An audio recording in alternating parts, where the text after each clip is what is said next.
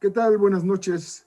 Hoy jueves 8 de julio de 2021 iniciamos la emisión número 37 de Diálogos y Debates, un espacio creado para dialogar sobre temas de la actualidad local, regional, nacional e internacional y debatir con mirada crítica diversos temas que nos parece merecen ser puestos en tensión. Edición en la sección Memoria Histórica de Nuestra América, Víctor Hugo César nos recuerda la fundación y registro de Morena como partido político. En la segunda sección pasamos revista a aquellas noticias que entendemos trascienden la coyuntura. En la sección Diálogos y Debates rendimos homenaje al monero Helguera, recientemente fallecido, y abordaremos el tema el papel de los intelectuales en sociedades como la nuestra. En nuestra sección ¿Qué ver, qué escuchar, qué leer?, Adriana Pineda nos invita a la lectura del libro Memorias de un impostor de Vicente Riva Palacio, jurista, político y prolífico escritor mexicano del siglo XIX. Cerramos nuestro programa con la sección de Arte y Cultura. En esta ocasión, Adriana Paola abre el diálogo para rendir un homenaje a Pablo Neruda a 117 años de su nacimiento. Acompáñenos en los siguientes 50 minutos y sin más, recordemos con Víctor Hugo el día que Morena obtuvo su registro como partido político. Víctor. Hola, Doc, muchas gracias.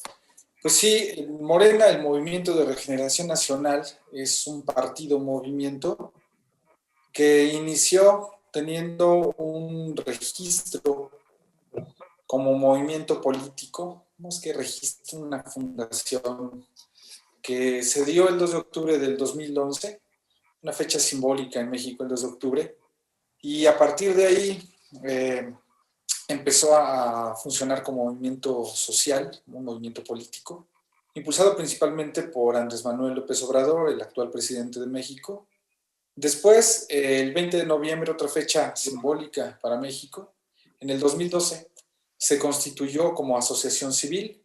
Más tarde, pues se recabaron las firmas y todos los documentos y los que marca el reglamento del Instituto Nacional Electoral para que el 9 de julio de 2014 se le otorgara el registro como partido político con efecto al 1 de agosto de ese mismo año.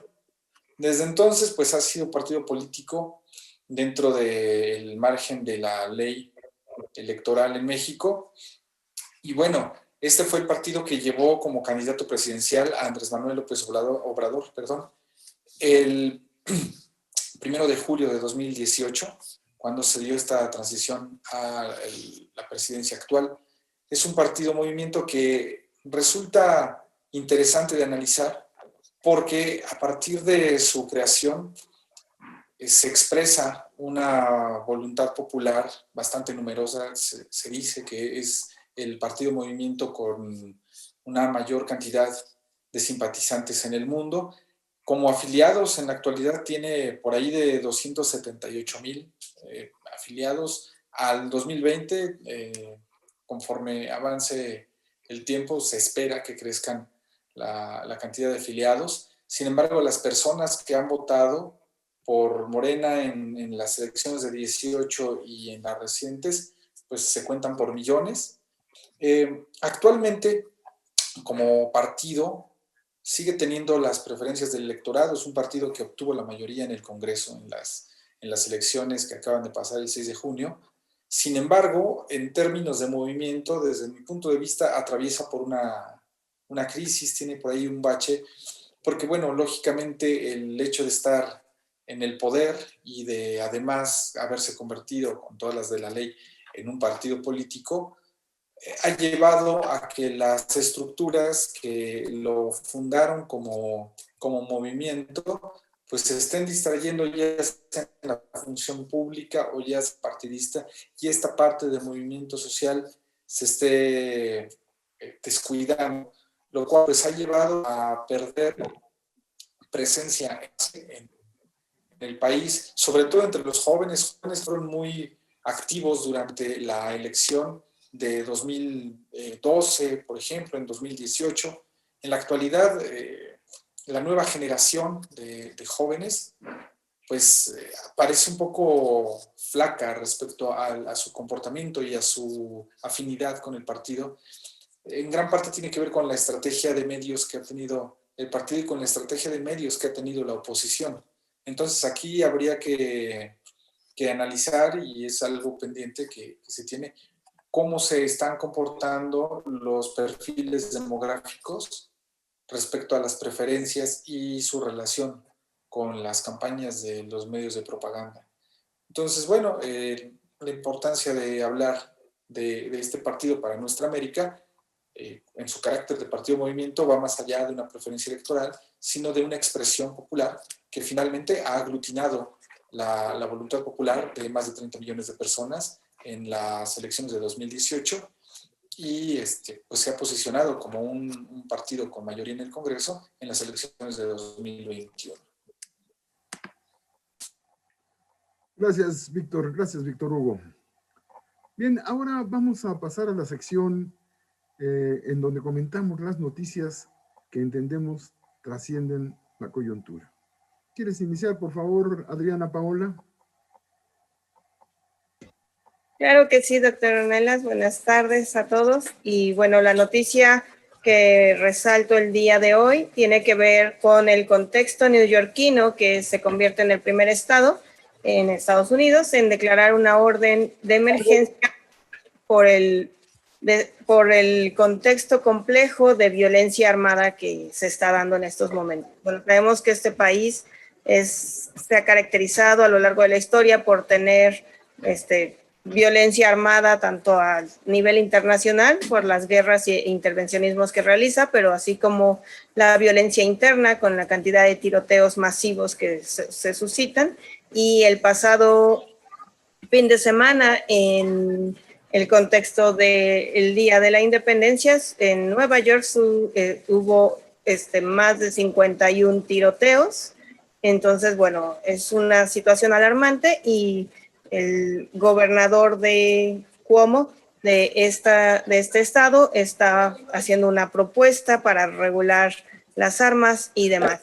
Entonces, bueno, sabemos que esta declaración de emergencia es algo que muchos activistas han luchado a nivel nacional, la regulación de las armas. Todavía se desconoce cuál sería exactamente la línea que tomaría esta propuesta que está sugiriendo Cuomo, pero bueno, sabemos que puede ser un paso positivo en el control de las armas a nivel nacional en Estados Unidos, que sabemos que los tiroteos y las balaceras masivas es un acto frecuente en el contexto de violencia que se reproduce al interior de ese país. Entonces, ese es mi aporte para esta sesión. Gracias, Adriana. Va a enfrentar la iniciativa del gobernador de Nueva York, la resistencia de los amigos del rifle, que están empeñados en que todo el mundo tenga un arma. Triste récord ser el primer lugar en tiroteos en el mundo. Qué barbaridad. Gracias, Adriana. Marco, te escuchamos. Gracias, doctor. Buenas noches a todas y todos. A mí me parece una noticia importante que trasciende en esta semana, toda vez que el pasado domingo, Elisa Loncón Antileo fue electa para presidir la Convención Constituyente de Chile.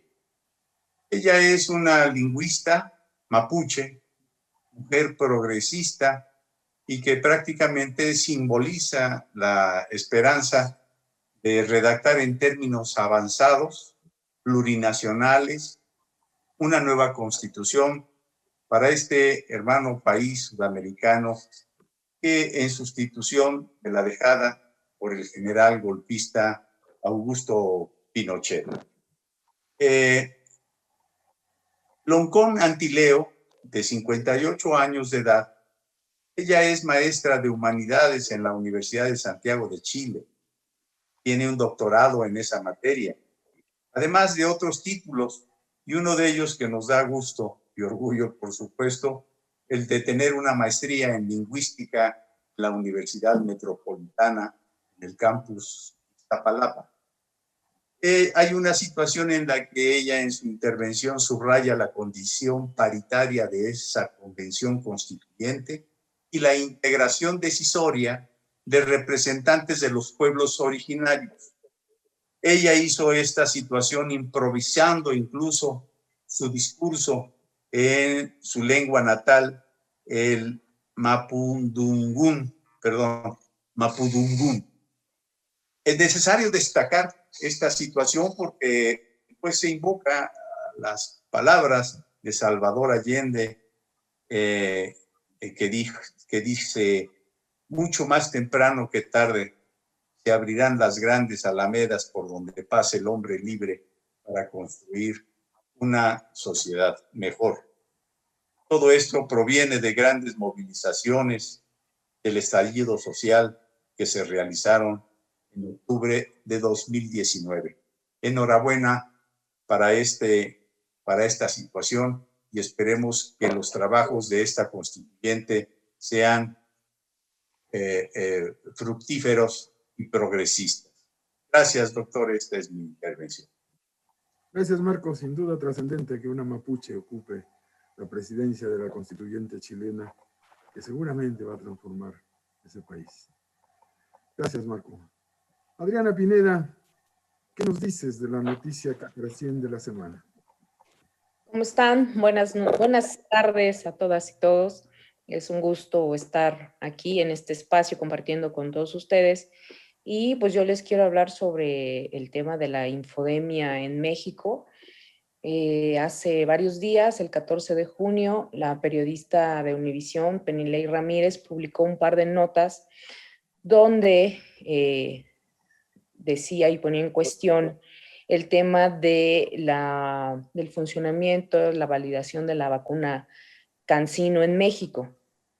Ella sostiene en esas notas que la información que se ha presentado ha sido opaca e incompleta, ¿no? Pone en duda la eficiencia de la vacuna y la determinación del gobierno de México de autorizarla sin tener resultados finales. Y bueno, como en respuesta, sacó una nota la periodista Aleida Rueda en pie de página, todos podemos consultarla fácilmente, un poco en la que hacía más bien una investigación con la inmunóloga Talía García Telles, quien es especialista en enfermedades infecciosas y ensayos clínicos, y trabaja en el Centro de Investigación Clínica en Vacunas de los Hospitales Públicos de París, Francia. Y ahí, pues lo que decía es que todas las vacunas cambiaron, digamos, es muy interesante, pone más de 8 puntos, y traigo a colación un par de ellos en el sentido de que pues muchas vacunas cambiaron sus formas de tener ensayos clínicos. Entonces, pues ya no necesariamente tendrían que esperarse a los resultados para poder aprobarla y se pusiera en funcionamiento, se aplicara. Y bueno, esto no lo evidencia así Penilei Ramírez, ¿no? Más bien, pues lo que hace es lo contrario. También cuestionaba y le preguntaba a López-Gatell que cómo es que habían aprobado para la población mexicana una vacuna en la que no se habían hecho pruebas, no se habían esperado los resultados, y en cambio sí ocupaban los resultados de esa vacuna en Pakistán, que superaba el 67% de eficiencia. Y bueno, es que así sí se puede hacer todo eso. Lo que la periodista Penilei ponía en cuestión, ¿no? Revela la inmunóloga Talía García, que son cosas que se usan, que se pueden hacer y que se han modificado en el sentido de que pues esta pandemia puso las cosas en un ritmo diferente. Entonces, sí pues hay que estar atentos a todas estas cuestiones, hay que informarnos con mayor profundidad y pues sí es es latente el tema de las noticias falsas, de la infodemia y bueno, es importante estar alertas para ver que no caigamos en pánico, porque pues lo que generan es eso, ¿no? Es desconfianza en la aplicación de la vacuna, en este caso en particular, que, bueno, sí está dando resultados y sí es importante que las personas, que la mayoría de nosotros, pues, aprovechemos la vacunación. Bueno, muchas gracias. Gracias a ti, Adriana. Víctor Hugo, ¿qué noticia nos tienes? Pues resulta que recientemente aprendimos uno de de las personas más cercanas a Felipe Calderón, de apellido Cárdenas Palomino, era algo así como el policía estrella de Felipe Calderón y que era muy cercano a otro sujeto que ahora también se encuentra en la cárcel en Estados Unidos. No vamos a recordar su nombre por hoy, pero lo que sí vale recordar es que Cárdenas Palomino fue el encargado, junto con sus otros y otros que todavía no se mencionan en los medios, pero que sin duda tarde o temprano van a salir reluciendo. No sabemos si en lo legal o no. Por eso yo pienso que esta nota va a dar para los siguientes días. Y es que pues Cárdenas Palomino participó en el diseño y la ejecución de la captura televisada de una banda de secuestradores o supuestos secuestradores que se llamaban los Zodíaco, entre los cuales se encontraba una ciudadana francesa. Y eso fue lo que precisamente hizo, además del montaje que hicieron en televisión, hizo que este caso se viera no solo en México, sino en el exterior, porque la ciudadana francesa se quejó de que pues, era un montaje y de que ella no tenía nada que ver con ninguna banda de secuestradores. Se formó un escándalo ahí que fue silenciado por la administración federal, pero que pues más tarde se lanzaron acusaciones en contra de Cárdenas Palomino y ayer fue detenido acusado de tortura.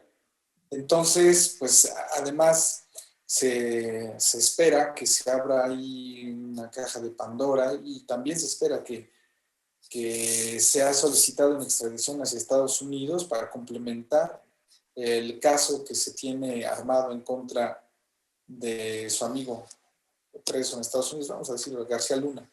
Entonces, el panorama aquí es que se empieza a consolidar un caso que promete por lo menos a que dos sujetos de primer nivel que eran muy conocidos y denunciados públicamente por muchas personas, entre ellos Gerardo Fernández Noroña, como pues delincuentes dentro del gobierno y con mucho poder durante el sexenio de Calderón y también con el de Vicente Fox. Y bueno, ahora que todo apunta a que en el futuro cercano se encuentren ambos declarando en Estados Unidos, pues no sabemos las patas de quién más vayan a jalar por ahí.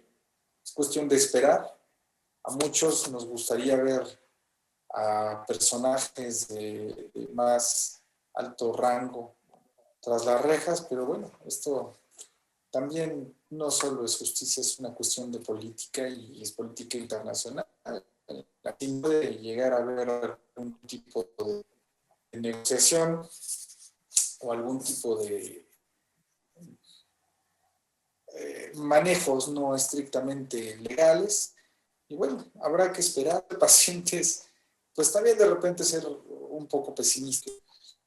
Tienden a administrar lo que de sus fines estratégicos. Bueno, de todas formas, esto va a ser noticia, o va a ser noticia durante, no creo que quede nada más en su detención, independientemente de la decisión que tomen quienes administran la justicia, sobre todo en Estados Unidos. Gracias, Víctor Hugo, gracias. Bien, vamos ahora a una sección que adquiere muchos matices.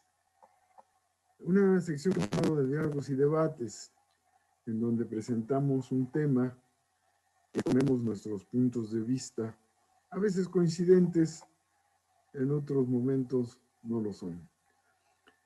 Hoy rendimos homenaje a Helguera, un monero que comprometió su arte con su militancia. No ocultó sus preferencias políticas, ni ocultó tampoco su capacidad artística.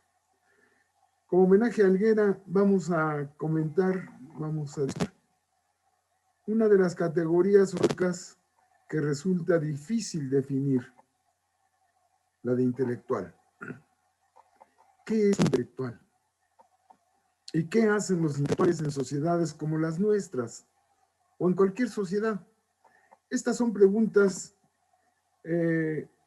respondidas desde diferentes posiciones teóricas, políticas e ideológicas, y en consecuencia hay consenso, más bien no existe consenso en su definición y actividad social.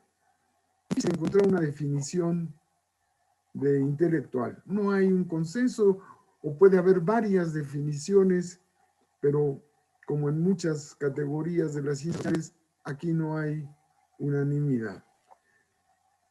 ¿Qué es un intelectual y cuál es su actividad social? ¿Qué se compromete? Bueno, tal vez si partimos de una definición comprensiva a partir de las actividades que emprenden los intelectuales en la sociedad, podemos empezar a tener una idea de lo que es un intelectual, que podemos decir es quien se dedica al estudio de la sociedad con la pretensión de influir en su desarrollo, utilizando para ello, utilizando para este estudio los instrumentos teóricos y metodológicos a su disposición, con los propósitos de asumir una posición política e ideológica que su propia convicción le exige. Como capacidad teórica y metodológica se adquiere generalmente cursando estudios superiores, a los que tradicionalmente solo han tenido acceso los privilegiados y minoritarios de la sociedad capitalista. En el imaginario social, el intelectual se presenta como perteneciente a la élite, por tanto defensor del establishment del que es usufructuario.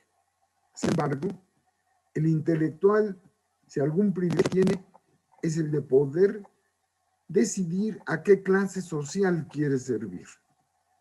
Así, los intelectuales, cierto, sirven a la clase dominante, elaboran interpretaciones de la realidad que contribuyen a fortalecer la hegemonía de esa clase.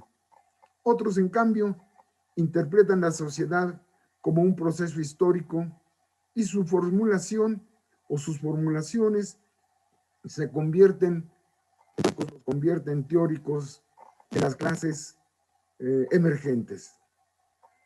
Clases emergentes a las que dotan de instrumentos teóricos en la lucha de clases.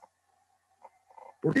Porque contribuyen a hacer conciencia de clase entre aquellas clases emergentes, para asumir el protagonismo en los cambios sociales del presente para construir el futuro.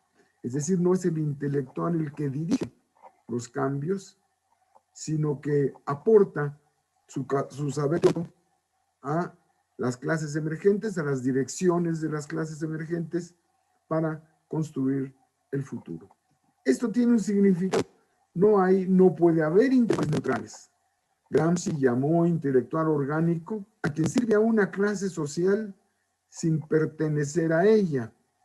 También hay intelectuales burgueses y obreros intelectuales. Pero escuchemos qué dicen nuestros panelistas sobre el papel de los intelectuales en la sociedad. Empezamos con Adriana Paola esta conversación. Gracias, doctor. Y Efectivamente, como usted ya ha mencionado, la noción de intelectual, pues lejos de tener como una única acepción, se construye en esta lógica del compromiso que tiene el intelectual, ¿verdad? Esta parte de, retomando igualmente a Gramsci, ¿no? Esta identificación, asumir desde el interior propio hacia dónde quiere uno construir, ¿verdad? Y tiene que ver con tomar un compromiso, con tener un punto de vista que sabemos que no es otra cosa, sino la vista desde un punto específico, ¿verdad? Y en función de eso, ¿cuál es el contexto histórico al que se suman los intelectuales? En un contexto donde la lucha cultural ha sido históricamente una estrategia sumamente necesaria para las causas populares, por ejemplo, en donde el intelectual comprometido, y bueno, citando además, bueno, ubicando que estamos homenajeando a Helguera, recientemente fallecido, puede ser ese ejemplo de intelectual orgánico, ¿verdad? De intelectual comprometido con una clase social en específica, siempre sátiro y crítico del poder, siempre cuestionando, ¿no? A partir de algo tan maravilloso como el uso de los cartones, ¿no? Y los moneros y demás, todo este grupo de moneros que conocemos en la jornada.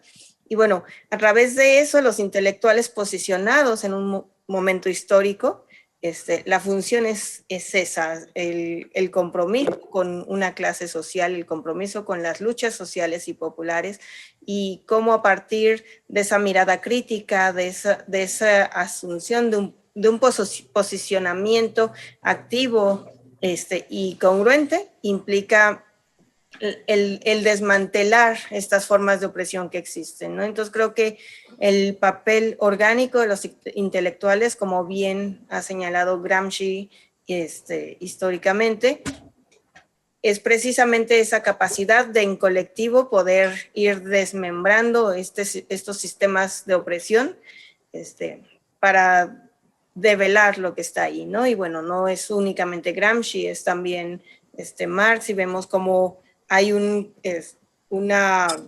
desde el socialismo, desde el comunismo, hemos visto casos muy concretos de la actividad intelectual, en la formación no solo de cuadros, sino en la actividad cotidiana de sensibilizar, de informar, de crear información crítica accesible a la mayoría, ¿no? Porque sabemos que estamos hablando del ámbito de la cultura, que construye una serie de gamas simbólicas y que la hegemonía cultural permite reproducir las prácticas de dominación. ¿Por qué? Porque son las que son útiles a un sistema de opresión, son útiles a un sistema injusto, y entonces sabemos que todo el poder, digamos que los intelectuales de la burguesía también hacen fuerte su trabajo porque además cuentan con ese recurso económico, con los espacios de toma de control político y demás.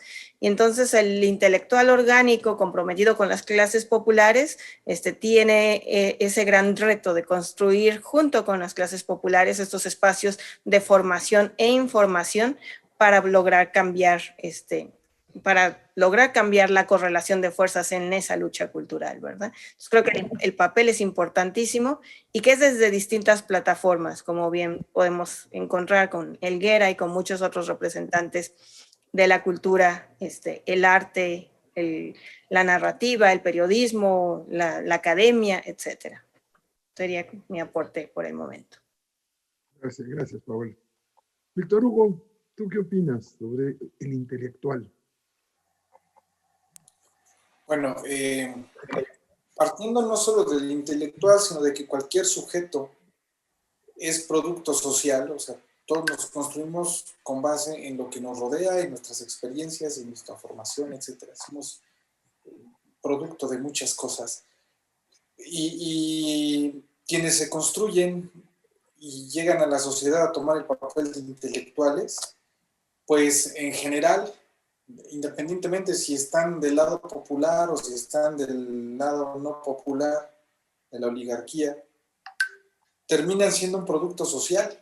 Hay muchos intelectuales de la oligarquía que han crecido en sectores populares y por alguna extraña razón terminan siendo intelectuales de la oligarquía. Uno no sabe por qué, pero sabemos que todos finalmente somos producto social. Ahora, el papel de cualquier persona, sobre todo aquellos que se han formado en la escuela pública, pues debería de ser defender a las mayorías. Uno comprende que alguien que se ha formado toda su vida, que surgió en la oligarquía, que la defiende y que defiende sus intereses, porque finalmente pues es el modo de vida que ha tenido. Lo que cuesta más comprender es cuando viene del sector popular y se construye como un intelectual de la derecha. Eso es más complicado de entender. A veces es precisamente esa carencia y problemas más de índole psicológico que ideológico los que definen al sujeto. Pero independientemente de dónde venga y cómo se conforme, el sujeto intelectual dentro de una sociedad tiene un papel, lo quiera o no, porque hay muchos que lo niegan y dicen, no, es que yo hago ciencia y la ciencia es neutral, o intelectuales dentro del periodismo, no, es que el periodismo debe de ser neutral y que yo solamente digo el hecho, la verdad. En realidad, desde mi punto de vista, siempre existe una tendencia. No podemos ser neutrales. La neutralidad es una falsa bandera que sirve para deshacerse de la responsabilidad histórica de quien enuncia algo. Si yo quiero decir algo sin comprometerme, digo, soy neutral, pero en realidad me estoy posicionando como parte del statu quo, parte del establishment. No quiero que me dañen, no me quiero arriesgar. Pero en general, el intelectual, como cualquier sujeto, tiene un papel en la sociedad. Hay quienes se atreven a enfrentarlo, quienes se atreven a asumir su responsabilidad y quienes la niegan y navegan pues por las aguas de la leve, ¿no? Se la llevan bien tranquila, terminan siendo olvidados por la historia, porque el no enfrentar el papel histórico hace que la propia historia te olvide. Pero sin duda el papel no solo del intelectual, sino de cualquier sujeto, pues debe ser asumir su rol histórico. Y si es en acorde a la clase a la cual pertenece, pues qué mejor. Gracias, doctor Hugo. Adriana Pineda, ¿cómo ves esto del intelectual y su papel en la sociedad?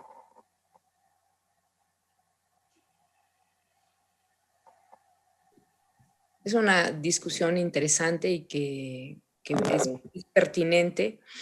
Y bueno, yo creo que alguien como Helguera representa a ese intelectual que asume de dónde viene, su condición, y además sí ejerce una influencia, da una interpretación accesible a las masas, a las mayorías. Y bueno, no sé si exagere, pero desde mi punto de vista, Helguera y todo el grupo de cartonistas políticos sí han desempeñado un papel fundamental en la politización de las masas y hasta en la transición y en la llegada al poder o la toma del poder de parte de alguien que representa a la izquierda o intereses de los más pobres, intereses de las clases desfavorecidas. Y bueno, en ese sentido, pues sí reivindico y se reivindica este papel de esta persona que toma pues en sus manos esta tarea, como que se echa a los hombros la tarea de, en este proceso histórico, dar una conducción, ¿no? Una conducción y hasta dar futuro, dar una posibilidad de futuro. La verdad, a mí me sorprendió muchísimo que Helguera muriera, un hombre de 55 años, y pues una persona que con su grupo han sido gente que sabe, ¿no? Que sabe y que además ha interpretado.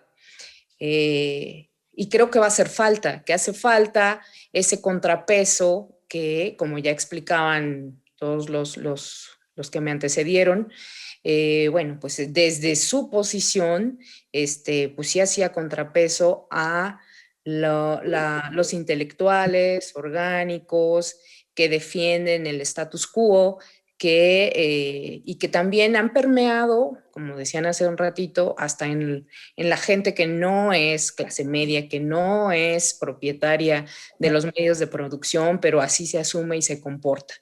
Entonces, sí, creo que es importantísimo el papel educador, el papel de hacer política y de crear conciencia política en las mayorías, y que su trabajo a través del humor, también eso es interesantísimo, al menos en estas personas, ¿no? Como a través del humor y a través en un solo momento, de un solo golpe, nos hacen a hacer conciencia de la realidad que estamos viviendo y de la posibilidad de un cambio y la posibilidad de futuro, que en esas andamos, ahí como avanzamos, retrocedemos, pero bueno, y nos vemos como en esta disputa permanente, pero sí creo que el papel y la conducción de personas como Helguera y de estos cartonistas ha sido fundamental, al menos en México,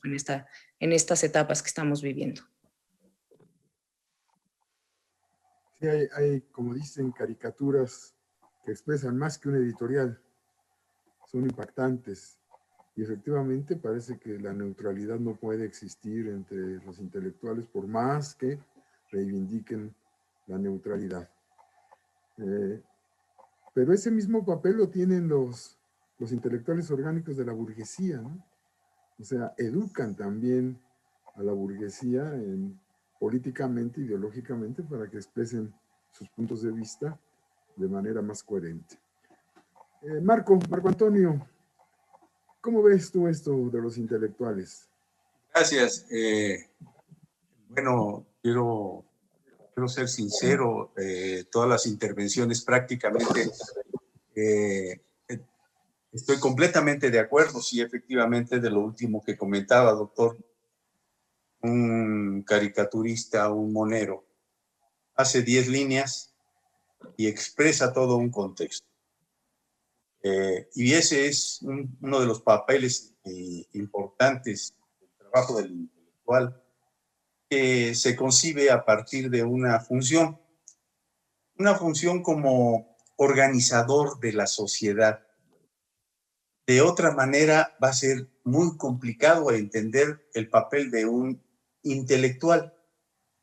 Y esta forma de querer organizar a la sociedad en las diferentes esferas de la vida social, ¿sí? El intelectual entrega, como así lo hizo Helguera y lo hacen muchos personajes, como lo hace un poeta, como lo hace un cantante, como lo hace un pintor, como lo hace diferentes expresiones de carácter cultural, en donde ellos entregan una concepción del mundo que integra diferentes concepciones, sobre todo de sectores de carácter ideológico, político, sociales, y que participan directamente en el control del aparato del poder. Por ello, entonces, para mí el intelectual sí tiene un sentido, es un generador de una conciencia social colectiva y, por lo tanto, tiene un papel de clase. De otra manera, no contribuiría a la generación de un consenso social a través de manifestaciones ideológicas. No, sería imposible. Entonces, el intelectual es un ser humano visto en una relación prácticamente dialéctica, en la medida en que su pensamiento se concibe como un principal impulsor y motor del cambio social. Un intelectual que no está comprometido con esto, ¿sí?, no son creíbles. Y bueno, hay intelectuales que son verdaderamente críticos sobre la situación de los cambios que se están dando, de los cambios que estamos viviendo, pero son críticos que vuelven nuevamente a jalar una manera de concepción sobre la situación y las cosas que suceden para quedar igual. Esos intelectuales son inútiles, no sirven para el cambio social. Esta es la impresión que yo tengo de esto. Y bueno, pues podríamos hacer más y más intervenciones al respecto. Hay muchas cosas de qué hablar sobre la situación del papel del intelectual y la intelectualidad para el cambio social. Gracias, Marco. Bueno, aquí lo preocupante, entiendo yo, es cómo se ha perdido una generación de intelectuales que surgen quizá después del 68 y que ya no existen. Es decir, se han ido desgastando, han ido adelantándose en la vida. Y hoy, ya lo decía Andrés Manuel López Obrador, hay muchos intelectuales de derecha y cada vez menos intelectuales de izquierda, comprometidos con la izquierda, comprometidos con ese cambio social. Enumeró a unos cuantos. Ese es un tema que tal vez en algún momento tendremos que reflexionar con ello, porque yo entiendo que eso tiene que ver mucho con lo que pasó en la Ciudad de México en las últimas elecciones. Se desgastó, se acabó, se redujo aquel sector de la sociedad que se hizo de izquierda en el movimiento del 68. Hoy cada vez es menos su influencia, ya esos intelectuales, estos combatientes, estos militantes dejaron de existir, se agotan, se retiran, y no ha habido un renovar a los intelectuales. Eso algún día tendremos que abordarlo, pero si alguien quiere concluir esta parte, si no, pasamos a nuestras últimas secciones, las dos últimas secciones. Yo nada más quisiera mencionar esa frase que Marx escribió en las tesis sobre Feuerbach, que dice que los filósofos se han dedicado a tratar de comprender el mundo, pero de lo que se trata es de transformarlo. Es finalmente una reflexión de un gran filósofo, un gran intelectual como Marx, que es una invitación a la acción y a eso, a asumir el papel histórico que cada quien tiene. Y pues respecto a lo que decía al final, Doc, pienso que pues el intelectual es un privilegio de la clase media, porque si es que podemos definir una clase media estrictamente, pero por lo menos de ingresos medios, ¿no? De un estrato de ingresos medios en la población, porque los ricos están más preocupados haciendo más lana que otra cosa, y los pobres más preocupados por alimentarse. Los estratos medios son los que tienen la oportunidad de dedicarle un poco al desarrollo de las habilidades de la cabeza, aunque bueno, hay entre los pobres grandes pensadores han surgido, ¿no? En medio de la adversidad, pero es más común encontrarlos en el estrato medio de ingreso. Y esto es lo que hace que de alguna forma no haya un contacto directo ni con la pobreza extrema ni con lo más recalcitrante de la derecha, sino que ahí en el sándwich, pues cada quien agarra lo que más le acomoda y aspiracionalmente se vuelve de derecha y apoya aquello a lo que aspira a ser, o romantiza al indígena, o romantiza al pobre, o romantiza al trabajador, y el acercamiento queda a medias. Y a veces hay una defensa de las causas, pero que no es a veces responsable históricamente de lo que se está diciendo, porque también debe caber madurez política en el intelectual. Entonces, cuando asume una causa, hacerlo con madurez política y sin romantizar, sino más bien con un compromiso histórico. Creo que eso es lo que de repente se llega a padecer. Doctor, Gracias, sí. Víctor. Doctor. Sí. Bueno, pero no solamente se trata de construir una conciencia colectiva por parte de un intelectual orgánico, sino en realidad, si hay necesidades, si hay una situación de cambio, en realidad se debe de construir un nuevo sujeto histórico, que no es precisamente el que nosotros conocemos como la clase obrera, como un sujeto histórico en los siglos XIX y XX. ¿Por qué? Porque este fenómeno que nosotros estamos viviendo, la globalización, etcétera, afecta a todos.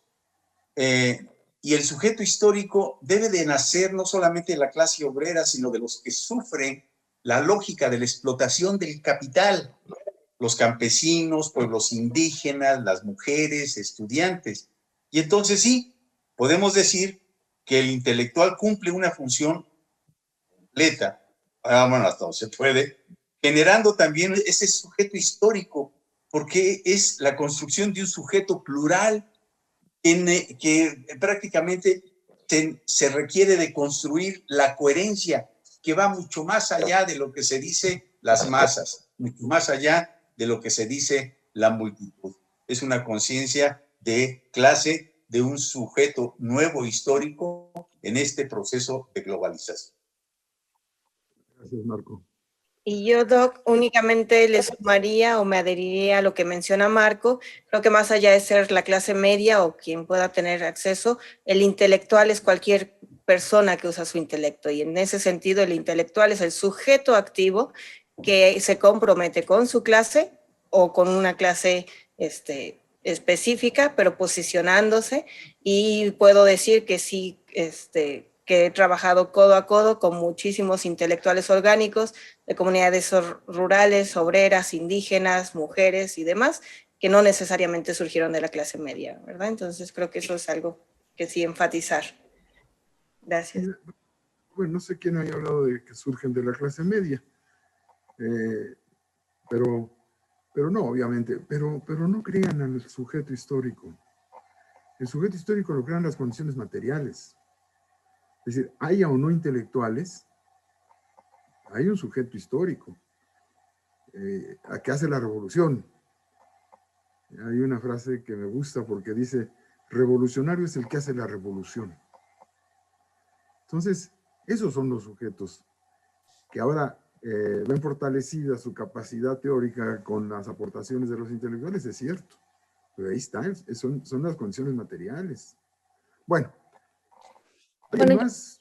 Nada más me permitiría agregar que bueno, estos intelectuales como Helguera siempre han sido oposición y que tomar el poder es otra cosa, ¿no? Estamos reconstruyéndonos o recomponiéndonos, y en ese sentido, pues, surgirán, espero, nuevas mentes o nuevos pensamientos, como esa confrontación, ese choque con la realidad, ese tomar el poder y ver los topes con los que se pueden, con los que nos encontramos o con los que se encuentra una izquierda en México, pues yo creo que da pie a una recomposición y a una reconfiguración de quién estará pensando y conduciendo. O yendo a, no conduciendo en un sentido de dominación, sino de ver una tendencia, de ver hacia dónde es más sano para librar la explotación de la clase. Eso es. Es que hay pocos ya. No hay el reemplazo de un Monsiváis, ¿no? Del mismo Carlos Fuentes y de muchos más. No hay el reemplazo, no veo una generación de reemplazo de aquellos intelectuales que le dieron coherencia a una izquierda que avanzó. Bien, pues vamos ahora a nuestra sección que nos permite platicar sobre qué ver, qué escuchar. Y esta es Adriana Pineda. Ha escogido un libro escrito en el siglo XIX, publicado allá por 1871 o 72, se llama Memorias de un impostor, de Vicente Rivas, que decía yo, fue un jurista, político, incluso que combatió la intervención francesa, que fue fue nombrado defensor de Maximiliano, y además tiene poesía, cuento, novela. Vicente Riva Palacio, uno de esta generación de la Reforma del siglo XIX. Adriana Pineda.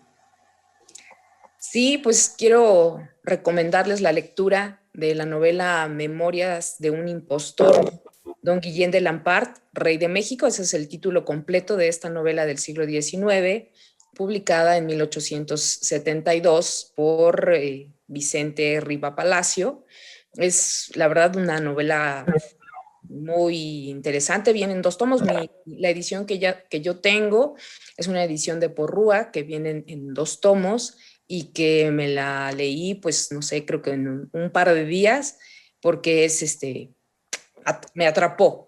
Me atrapó y es la historia, es una novela de largo aliento en el sentido de que mezcla hechos históricos con ficción y está basada en un personaje que existió, que se llamó precisamente Guillén de Lampart, que fue un revolucionario, un señor que nació en Irlanda y vino a la Nueva España en el siglo XVI y que fue un insurrecto. Hay quienes lo consideran como el iniciador de la independencia, que a lo mejor, bueno, eso sería discutible, pero sí existió, es un personaje interesantísimo, que fue un aventurero, que estuvo con los negros, que creó toda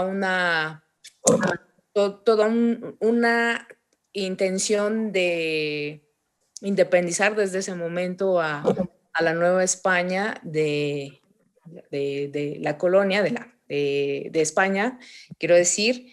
Y es una novela padre, interesante, que de verdad les recomiendo también que este personaje, o más bien Vicente Riva Palacios, tomó de los archivos de la Santa Inquisición también esta información, porque finalmente Guillén de Lampart fue pues acusado a la Santa Inquisición. No les quiero hacer el spoiler, no les quiero decir cuál es el final, pero sí es de esas novelas que dicen, híjole, me hubiera gustado que la historia de México fuera por ahí, fuera una historia como de lucha, de combate, de rebelión, y que el rebelde consiguiera lo que quisiera, porque simplemente ya yendo hacia un tema histórico, México quería otro.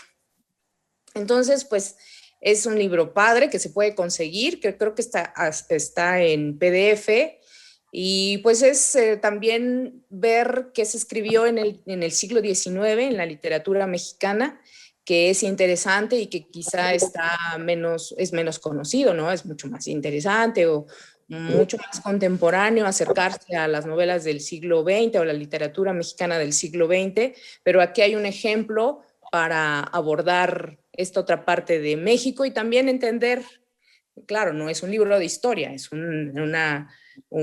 finalmente es una ficción, pero sí da un contexto de cuáles eran las ideas que permeaban en ese momento en México. Y pues es muy recomendable, está en Porrúa y pues ojalá que lo puedan disfrutar, tanto como yo. Gracias, doctor. Gracias, Adriana. Sin duda, interesante acercarnos también al siglo XIX, donde hay producción interesantísima, pero muy desconocida. Bien, cerramos nuestro programa con la sección Arte y Cultura, dialogando con el arte y la cultura.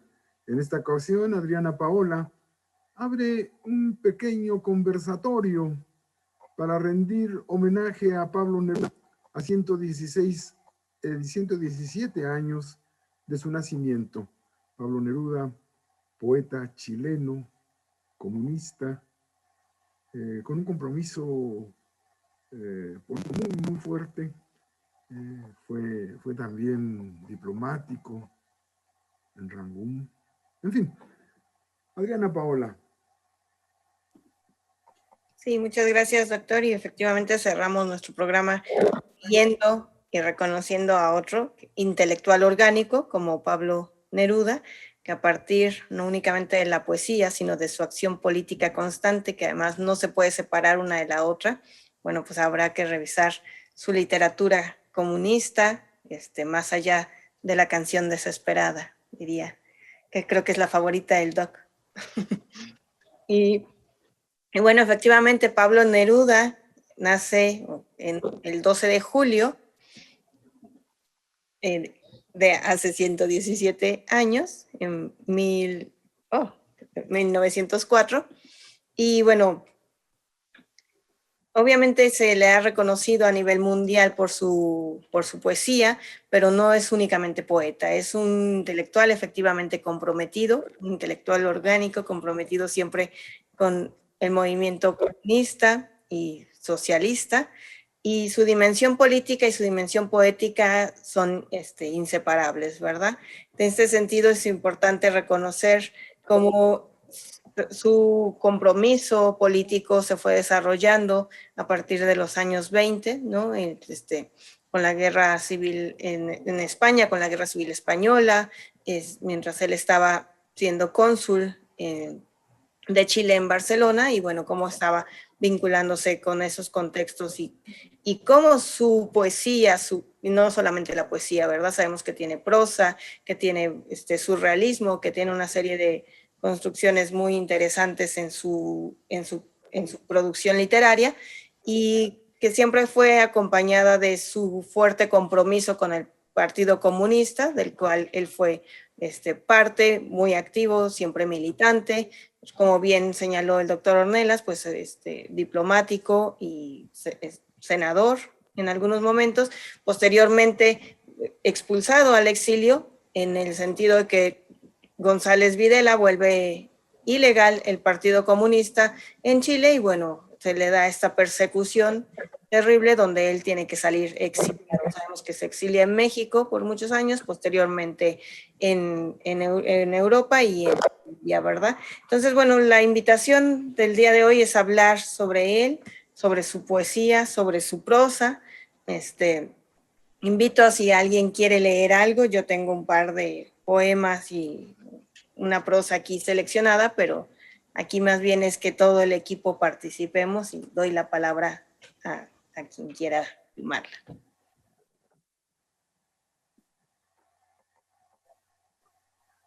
Bueno, yo revisé algunas cosas de Neruda, el canto general. Tengo un libro de poesía que primero se publicó como un libro de autor anónimo, que se llama Los versos del capitán. Después ya se supo que era Neruda el autor, en donde es uno quizá más militante, ¿no? Es decir, tiene cosas verdaderamente que muestran que el buen arte está desvinculado o no necesariamente no debe tener una posición política ideológica. Sus memorias son formidables, y también esto que para nacer he nacido. Pero rápidamente leo el poema quizá más comprometido de un militante. Dice: a mi partido me has dado la fraternidad hacia el que no conozco. Me has agregado la fuerza de todos los que viven. Me has vuelto a la patria como un nacimiento. Me has dado la libertad que no tiene el solitario. Me enseñaste a encender la bondad como el fuego. Me diste la rectitud que necesita el árbol. Me enseñaste a ver la unidad y la diferencia de los hombres.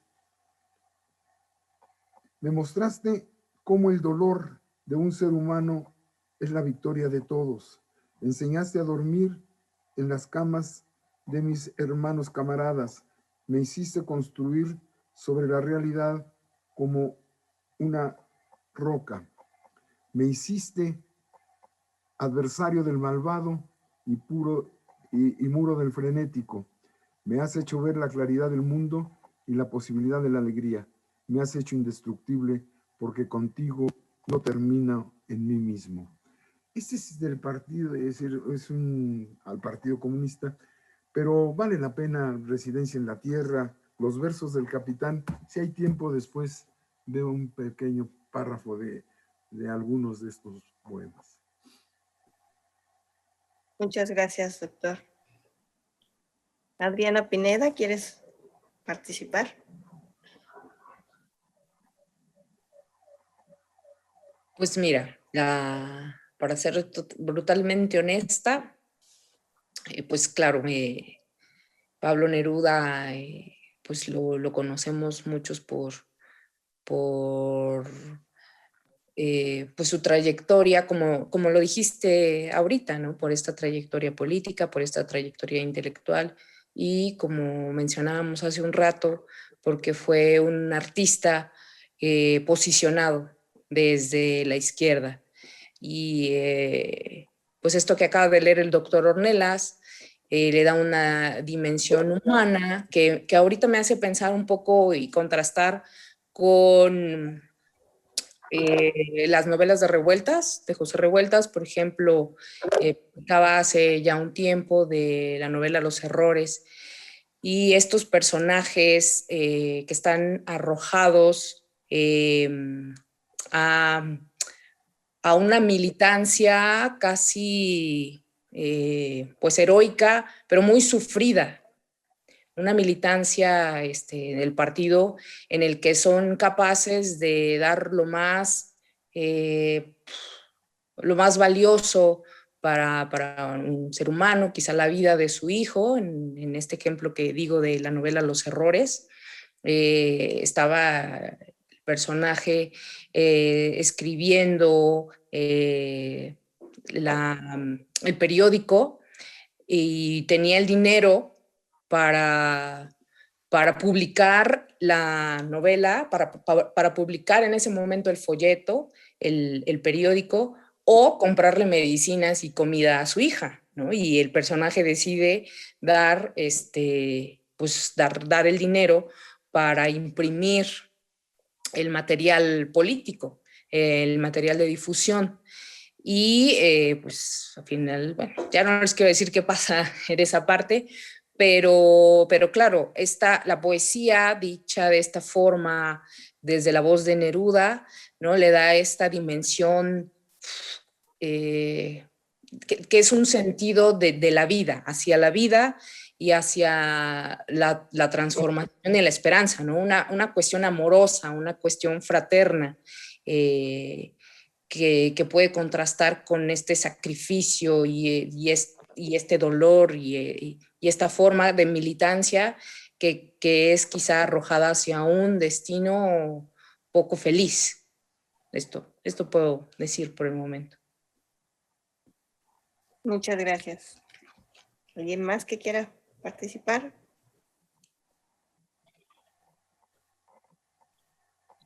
Hace poco, recién se hizo una conferencia en donde estaba Paco Ignacio Taibo II y otros personajes haciendo críticas sobre la situación de la poesía. Y dentro de ellos se tocó el tema de la poesía que hizo Pablo Neruda. Paco Ignacio decía, hay tanta poesía y tanta fuerza en Neruda que cuando yo era, dice Paco Ignacio, estudiante de preparatoria, lo leí y me cambió la vida. Me cambió la vida y me dediqué a hacer lo que soy ahora gracias a la fuerza y el ímpetu que le ponía Pablo Neruda en sus poesías. Yo nada más quiero hacer este comentario, pues porque efectivamente la poesía es algo superlativo en términos de lo que es la literatura. Es lo más esencial que se pueda dar. Unas cuantas palabras dicen tantas cosas y tantos hechos y tantas situaciones. Tantas también como ahora en este caso. A mí me parece muy interesante este poema que acaba de leer el doctor y creo que lo más que se puede hacer es recomendar a Pablo Neruda sus lecturas, no solamente de sus poesías, sino de su obra, de su vida literaria. Muchas gracias, Marco. Víctor. Sí, bueno, no solo respecto a Neruda, sino en general, creo que es importante la labor intelectual, pero también la labor sensible que se ejerce desde un posicionamiento político. Porque como habíamos visto anteriormente, ¿no? Hay, de repente existen argumentos irracionales que se convierten en parte del sentido común y que por irracionales que sean, no se pueden combatir con la razón, como esto de la meritocracia. ¿Por qué pensar que alguien, porque está encerrado en una escuela, merece más que otro que ha estado en el campo? ¿Por qué pensar que alguien que hace labores de limpieza merece vivir en peores condiciones que alguien que hace, no sé, labores de diseño de software? Entonces, cosas que entran dentro del sentido común y que con la racionalidad están tan compenetradas que no es posible desmantelarlas fácilmente. Y ahí es donde el acceso del intelectual, que también favorece la sensibilidad, es donde se puede fructificar. O sea, el sensibilizar al sujeto, el sensibilizar a la persona, es una labor intelectual, pero también es una labor que viene más allá de lo que es puramente racional, es algo que sale finalmente es una capacidad de nuestra mente, de nuestro cerebro, pero que viene de un lugar no racional. Podemos decir que es irracional, pero que es profundamente potente y que es necesario explorarla, es necesario incentivarla y es necesario vivirla para poder saber a lo que te estás refiriendo sin tener que explicarlo.